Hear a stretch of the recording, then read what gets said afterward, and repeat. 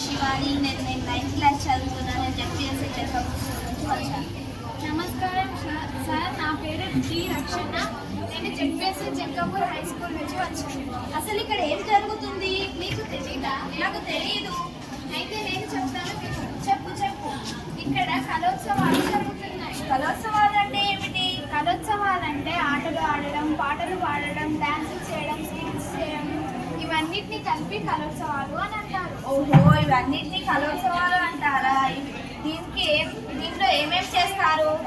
ఇప్పుడు మనం చెప్పుకోబోతున్నాం ఒక కథని. ఏ కథ? మనం ఇప్పుడు చెప్పుకోబోయే కథ పేరు సీత ఇష్టాలు. సీత నష్టాలా, కష్టాలా, ఇష్టాలు? సీతకి ఏమంటే ఇష్టం? సీతకు చదువు అంటే చాలా ఇష్టం.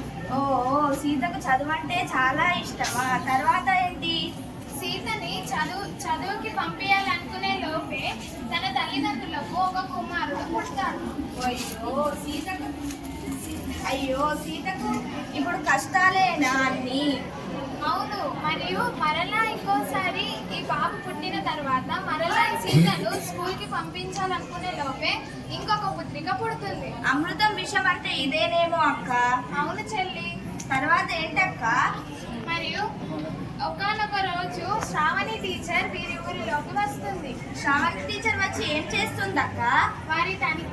ఆ దంపతులిద్దరికి కొన్ని మంచి మాటలని చెప్తుంది. ఆ మంచి మాటలు ఏంటక్క? నాకు చెప్పు, నేను వింటాను. రుద్రమాదేవి గురించి మరియు ఝాన్సీబాయి గురించి కొన్ని మంచి మాటలని చెప్తుంది. ఇవన్నీ మంచి మాటలు విన్న తర్వాత సీత ఏం అనుకోలేదా?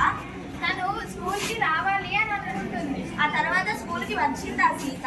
వచ్చింది చెల్లి. ఆ తర్వాత ఏమైందక్క? మరియు తిను ఫస్ట్ క్లాస్ చదివాక తర్వాత ఫస్ట్ క్లాస్ అయిపోయాక తన తల్లిదండ్రులు 5th క్లాస్కే ప్రమోటెడ్ చేస్తారు. అంత త్వరగానే 5వ తరగతి కూడా పూర్తి చేసిందా అక్క? అవును చెల్లి.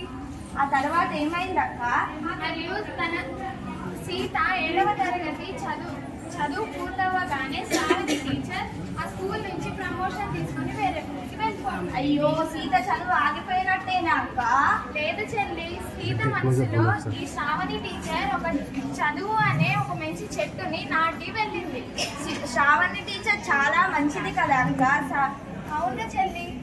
ఆ తర్వాత ఏమైందక్క? మరియు ఇలా చదువుకుంటూ సీత ఒక మంచి స్థాయిలో ఎదిగింది. ఆ స్థాయి ఏంటక్క?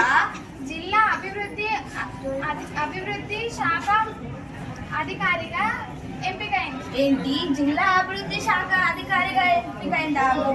గొప్ప వ్యక్తిగా ఎంపికైందక్క. అవును చెల్లి. ఆ తర్వాత ఏమైందక్క?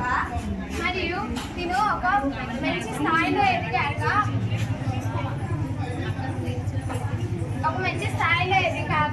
తిను మరి స్కూల్లో అంటే మంచి పేరు తెచ్చుకుంటాం. వీళ్ళందరూ కూడా మనం కూడా అందరం మంచిగా చదువుకోవాలి కదక్క? అవును చెల్లి.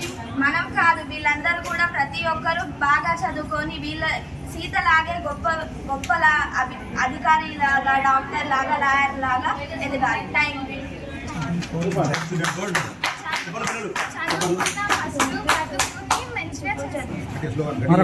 చదువుకుందాం ఫస్ట్.